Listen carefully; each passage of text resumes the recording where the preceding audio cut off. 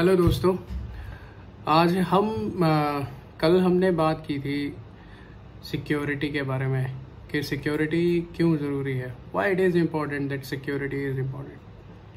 आज हम बात करेंगे सिक्योरिटी के कुछ ऐसे स्तंभ, the tenets of security, on the basis of which the entire security infrastructure is being deployed. Generally, security architects या security जो डेवलप करते हैं लोग, उन लोगों को ये सारी इन तीन स्तंभों के बारे में, इन तीन स्तंभ के बारे में पहले सोचना पड़ता है। तो I guess you heard of the name of CIA tried.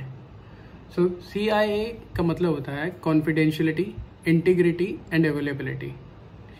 तो सबसे इम्पोर्टेंट एस्पेक्ट जो कॉन्फिडेंशियलिटी का है, इसको हम कहते हैं कि आपका डेटा, आप अगर मोबाइल फ़ोन यूज़ कर रहे हो तो उसमें बहुत सारा डेटा जनरेट कर रहे हो, आप लैपटॉप में बहुत सारे PDF एक्सेल फाइल यूज़ कर रहे हो, तो उसकी जो प्रोटेक्शन है, उसकी सीक्रेसी है, उसके अंदर जितने भी ऑब्जेक्ट्स हैं, तो उन सब को प्रोटेक्ट करने का काम, इन सब को इंश्योर करे कि ये सारा डेटा प्रोटेक्टेड है, इसको हम कॉन्फिडेंशियलिटी कहेंगे। And the goal of confidentiality protection is to prevent और minimise the unauthorised access of data. तो सारा खेल डेटा का है। I guess you have heard of name the line that data is new fuel. अब हर आदमी डेटा, बहुत सारा डेटा क्रिएट कर रहा है। आजकल आपको डेटा प्लान्स भी बहुत सारे मिल रहे हैं, तो आप बहुत सारा डेटा यूज़ करते हो, बहुत सारा डेटा क्रिएट करते हो। तो बेस्ड ऑन डेटा सारा डिसीजन होता है। अमेज़न, फ्लिपकार्ट, आपके जो डेटा आप क्रिएट कर रहे हो उसके बेसिस पे बहुत सारा एनालिसिस करते हैं। आपकी पसंद नापसंद के बारे में पता किया जाता है और उसके बेसिस पे ही वो आपको एड्स दिखाते हैं और आप शॉपिंग करते हो। इसी तरह कॉन्फिडेंशियलिटी के बारे में अगर हम टॉपिक पे दोबारा आए, तो कॉन्फिडेंशियलिटी अगर वायलेट हो गई तो ये एंड यूज़र को बहुत बड़ा रिस्क है। और आपका कॉन्फिडेंशियलिटी ज़्यादातर होती है कि आपका जो आपने मोबाइल फ़ोन यूज़ कर रहे हो या लैपटॉप यूज़ कर रहे हो, उसमें जो पॉलिसीज़ हैं, एंटीवायरस है, वो आपने सही से नहीं लगाया। इस वजह से उसकी पॉलिसीज़ अगर सही से नहीं है, आपने एक्सेस कंट्रोल ठीक से नहीं दिया, आपने ऑथेंटिकेशन जैसे 2 फैक्टर ऑथेंटिकेशन ये नहीं लगाई, आपने डेटा क्लासिफिकेशन नहीं की। अगर मैं एंटरप्राइज की बात करूँ तो डेटा क्लासिफिकेशन और आपको क्या नाम है, authentication methods, network traffic padding, encryption जैसे बिटलॉकर वगैरह, ये सब बहुत इंपॉर्टेंट है कॉन्फिडेंशियलिटी के लिए। अगर मैं कॉन्फिडेंशियलिटी रिलेटेड आपको कुछ हैक्स के बारे में बताऊं, तो जैसे एक बार क्या हुआ था कि देयर आर 1,90,000 कैट एप्लीकेंट्स का पर्सनल डेटा ही चोरी हो गया था। सो 2020 की बात है। वहाँ पे सारे लोग कैंडिडेट्स का डेटा, IIM के कैंडिडेट्स का, जो बच्चे बैठने जा रहे थे, उनका डेटा साइबर हैकर्स ने चुरा लिया था और एंड वो सारा लीक कर दिया था डार्क वेब पे। इसी तरह आपका जो एक एयरलाइन है, सीता एयरलाइंस, उसका 4.5 मिलियन पैसेंजर का वर्ल्ड वाइड डेटा हैकर्स ने चोरी करके डार्क वेब पे डाल दिया था। इसी तरह अगर आपने देखा ही होगा कि पिज़्ज़ा जो डोमिनोज पिज़्ज़ा है, उसका सारा उसके जो यूज़र्स हैं अक्रॉस इंडिया, उन्होंने हैकर्स ने चोरी कर लिया था और उस पर क्रेडिट कार्ड की इंफॉर्मेशन सब कुछ दे दिया था। तो कॉन्फिडेंशियलिटी ब्रीच के ये कुछ एग्जांपल हैं जो हमें क्या नाम है, आपको जो आजकल चल रहे हैं और जो होते आए हैं। दूसरी जो इम्पोर्टेंट पिलर है, टीनेट है, अगर मैं बोलूँ स्तंभ है, तो दैट इज़ कॉल्ड इंटीग्रिटी। अगर आप इंटीग्रिटी के बारे में बात करें तो इंटीग्रिटी एक कॉन्सेप्ट है जो कि आपकी रिलायबिलिटी को मेंटेन करता है और डेटा जो आ रहा है वही डेटा जा रहा है, जो डेटा आपने जनरेट किया है वही डेटा दूसरों को मिल रहा है। क्या वही डेटा, जैसे आप, अगर मैं एक एग्जांपल बताऊं कि आपने कोई डेटा एक केमिकल कंपोजिशन बनाया, उसमें कुछ फॉर्मूला बनाया कि H2 + O2 = H2O2, राइट, या H2 plus O is makes water, आपने एक पूरा ड्रग बना दिया इस बेसिस पे। अगर वो ड्रग का फॉर्मूला केमिकल कंपोजिशन हैकर ने बिहाइंड द सीन चेंज कर दिया तो क्या होगा, वो डेटा सही नहीं होगा और बेस्ड ऑन दैट उस पर गलत ड्रग बनेगी और मार्केट में आ जाएगी और उससे एक बहुत बड़ा नुकसान हो सकता है। तो इंटीग्रिटी इसी चीज़ को कहते हैं कि जो डेटा आपने क्रिएट किया वही डेटा सबको मिल रहा है। तो दैट इज़ वेरी इंपॉर्टेंट। आजकल इंटीग्रिटी ब्रीचेस बहुत ज़्यादा बढ़ गए हैं। तो जैसे आपके इंटीग्रिटी अटैक्स में आपके वायरस अगर किसी ने डाल दिया और लॉजिक बॉम्ब्स डाल दिए, अनऑथराइज्ड एक्सेस, ठीक है, और कोडिंग या एप्लीकेशन को हैक करके एप्लीकेशन चेंज कर दिया, वो काम करनी चाहिए थी एक्स तरीके से लेकिन काम कर रही है वाई तरीके से, है ना। तो ये सारे इंटीग्रिटी के हैक्स के एग्जांपल हैं। मैं आपको कुछ एग्जांपल बताऊं कि अगर आपका इंटीग्रिटी अटैक्स के बारे में बताऊं तो एक फार्मास्यूटिकल कंपनी थी जिसका कोई डेटा चोरी नहीं हुआ, कोई रैंसमवेयर नहीं हुआ, कुछ भी नहीं हुआ, लेकिन हुआ क्या, उन्होंने हैकर्स ने एक केमिकल कंपोजिशन चेंज कर दिया क्लिनिकल ट्रायल के दौरान। अब उस कंपनी ने तो अपने हिसाब से जो केमिकल कंपोजिशन पीछे से मिला फैक्ट्री में गया सारा, और कंपनी ने डेटा आपका बेस्ड ऑन दैट एक ड्रग रिलीज कर दी मार्केट में। अब क्या हुआ कि जब मार्केट में वो आई क्लिनिकल ट्रायल्स के लिए आई तो उसका रिजल्ट बड़ा अलग दिखा। लेटर ऑन दे रियलाइज कि उनका डेटा हैक हो गया। अगर एक बहुत स्टैंडर्ड एग्जांपल बताऊं तो फ्लोरिडा में क्या हुआ था, एक वाटर ट्रीटमेंट प्लांट था, उसमें सोडियम हाइड्रो ऑक्साइड डाल दी गई और उसके बाद जो उसका वाटर लेवल था वो अनसेफ लेवल पे चला गया, तो वो जो पानी था वो जहरीला हो गया। ऐसा कुछ सुनने में आया था। तो इट इज़ लाइक के अगर आपकी डेटा की इंटीग्रिटी खराब हो गई तो आप बिल्कुल भी सिक्योर नहीं हो। तीसरा, आजकल जो अलर्ट ब्रीचेस चल रहे हैं इंटीग्रेटेड, क्या होता है कि हैकर्स एआई बेस्ड वॉइस बना लेते हैं कि मान लो आपको फ़ोन किया, आपकी वॉइस क्लोन की और उसके बाद फिर क्लोन करके एआई का सॉफ्टवेयर यूज़ किया और वो एआई का सॉफ्टवेयर से बंदे को, सामने वाले बंदे जैसे आपकी वॉइस क्लोनिंग करके किसी दूसरे बंदे को कॉल किया जिसको आप जानते हो, वो आपकी क्या नाम है ओसेंट करके पता कर लेते हैं वो लोग, और देन वो सामने वाले बंदे को इस तरह कॉल करते हैं कि वो भावुक हो जाता है, या फिर उसको डरा देते हैं कि भाई आपके कज़न का या आपके वो रिश्तेदार है उनका एक्सीडेंट हो गया है, आपको जल्दी से पैसे ट्रांसफ़र करने पड़ेंगे। या फिर ये कहते हैं भाई हमें बहुत क्या नाम है पैसे की ज़रूरत है, उनको भावुक कर देते हैं और उसकी वजह से वो फटाफट लोग क्या नाम है पैसा दे देते हैं। अब जैसे ही पैसा ट्रांसफ़र करते हैं अकाउंट में, उसके बाद क्या होता है, उसके बाद वो अकाउंट ब्रीच हो जाता है, पैसा सारा चला जाता है। तो ये इस तरह के इंटीग्रिटी अटैक्स बहुत ज़्यादा बढ़ रहे हैं। अब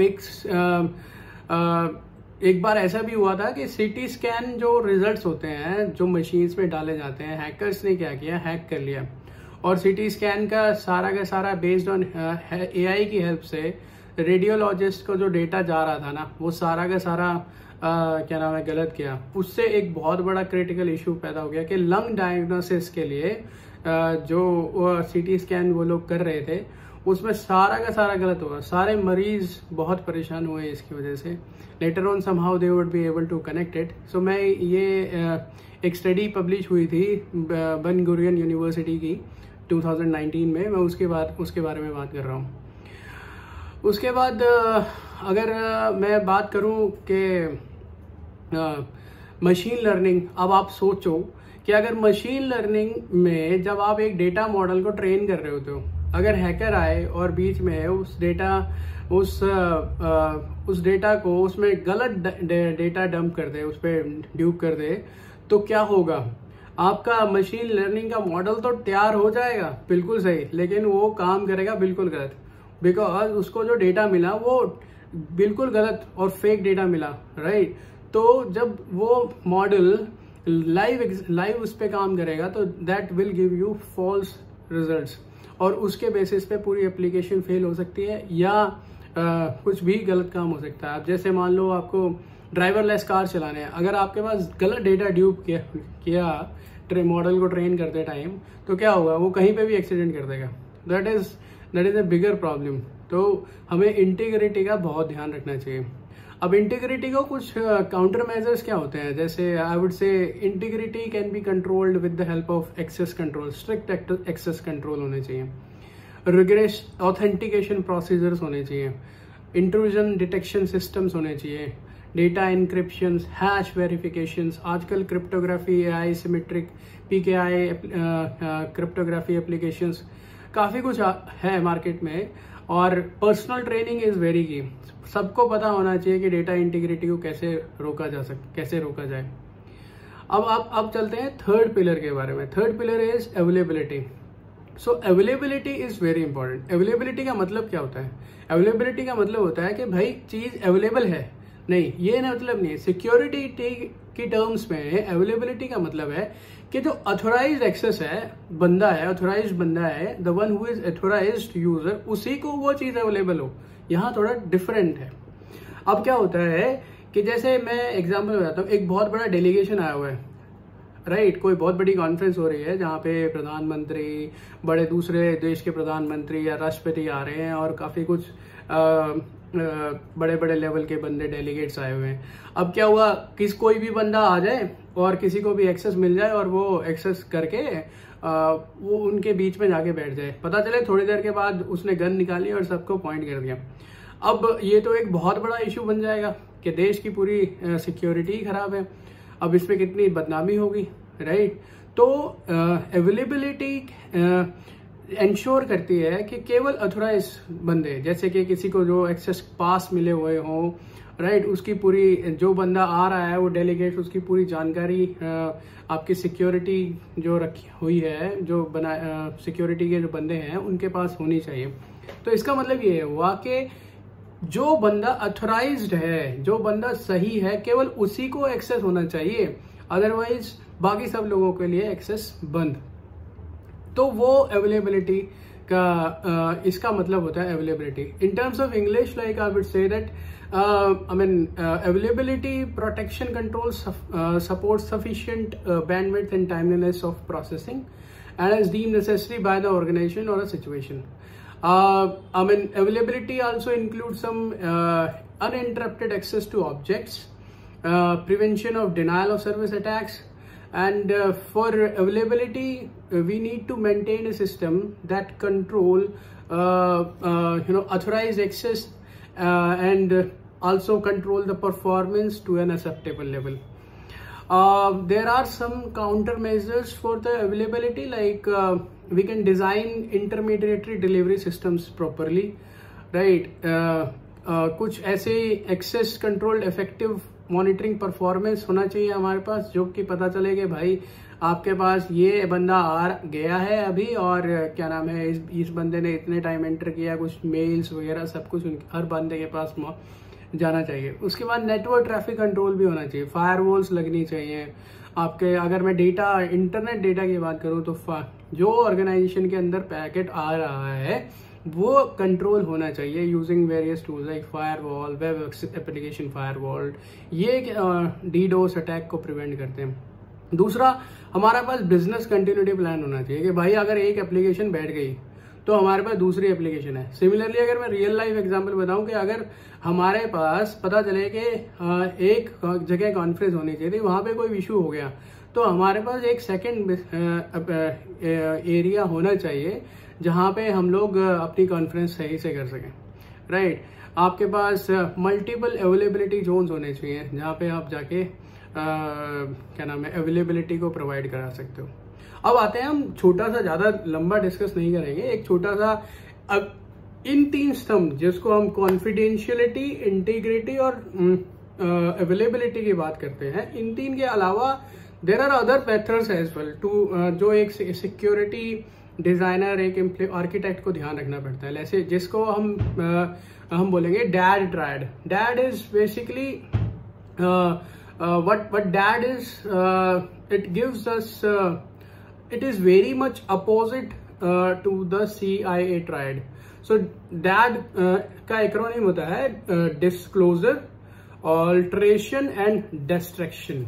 सो बेसिकली अगर हम CIA ट्रायड की बात करें तो ये बिल्कुल अपोजिट है disclosure occurs when a sensitive information or a confidential material is accessed by some unauthorized entities. मतलब मेरी डेटा किसी ऐसे बंदे को पता चल गया जिसको नहीं पता चलना चाहिए था। मैंने बोला था भाई इसको नहीं पता चलना चाहिए, लेकिन उसको पता चल गया, तो दैट मीन्स डिस्क्लोज हो गई मेरी सारी information.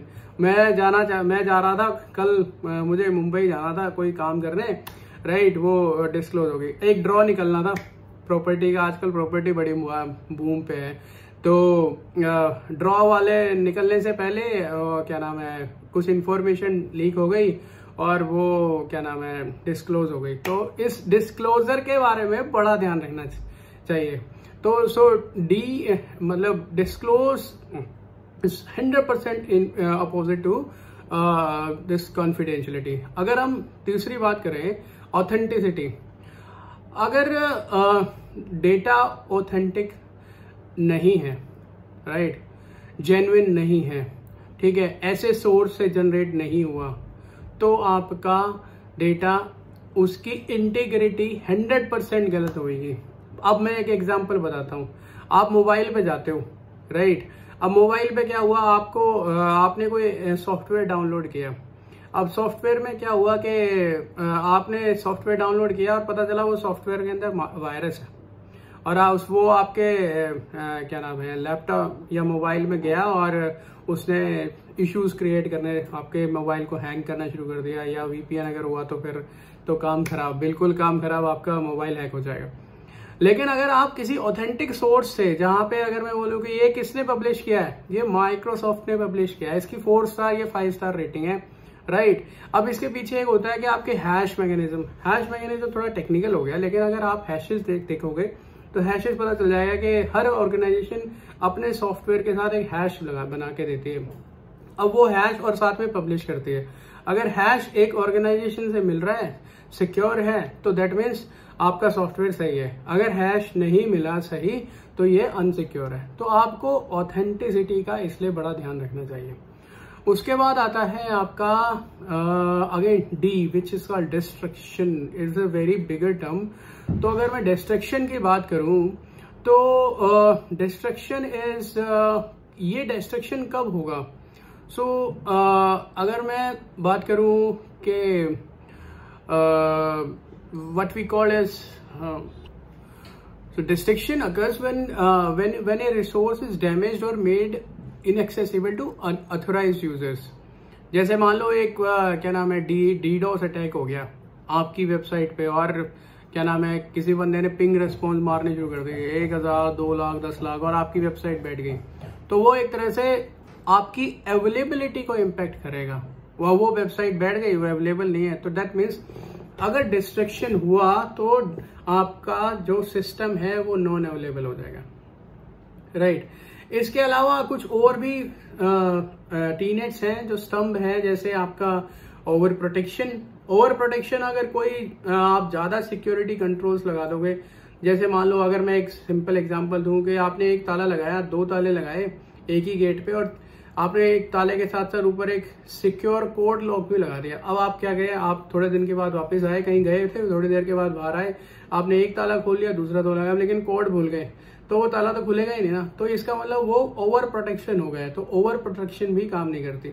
You should be very curious and we should be very much क्या बोलूंगा मैं, उसको बड़ा ध्यान रखने वाली बात है कि आपको ओवर प्रोटेक्शन नहीं करना। उसके बाद ऑथेंटिसिटी, नॉन रेपुटेशन और AAA सर्विसेज। अब थोड़ा नॉन रेपुटेशन के बारे में ज्यादा टाइम ना लेते हुए मैं ये बोलूंगा कि नॉन रेपुटेशन क्या होता है कि ये इंश्योर करता है कि एक सब्जेक्ट या ऑफ एन एक्टिविटी वो who caused an event cannot deny that event occurred, right।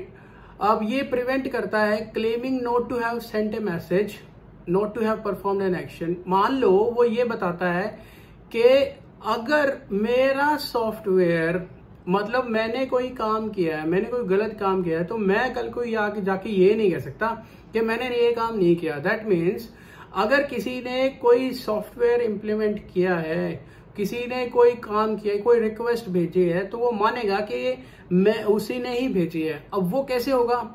आजकल हमारे पास डिजिटल सर्टिफिकेट्स हैं, सेशन आइडेंटिफायर्स हैं, आपके ट्रांजैक्शन लॉग्स बनते हैं वेबसाइट्स के अंदर, राइट। और कुछ control mechanism, access control mechanisms होते हैं। जैसे मान लो आप गेट के अंदर घुसे तो एक कोई एक्सेस कंट्रोल सिस्टम लगा हुआ होगा, तो वो उसमें आपने अपना कार्ड लगाया और अंदर चले गए, तो पता चल गया कि कार्ड के अंदर लॉक बन गया कि भाई ये 10:05 पे अंदर आया था, तो ये आया था बिकॉज इसका कार्ड लगा है, तो that is called non reputation. इसी तरह आपके AAA सर्विसेज मेरे ख्याल से वो सभी को पता है कि भाई ऑथेंटिकेशन, ऑथराइजेशन एंड ऑडिटिंग, ये तो मोस्ट बेसिक चीजें हैं जो एक सिक्योरिटी में आ रहे बंदे को, एक आर्किटेक्ट को ध्यान में रखनी पड़ती हैं when he is to create a security infrastructure. आज के लिए इतना ही, कल हम आगे कुछ और सिक्योरिटी के बारे में जानेंगे। Thank you very much.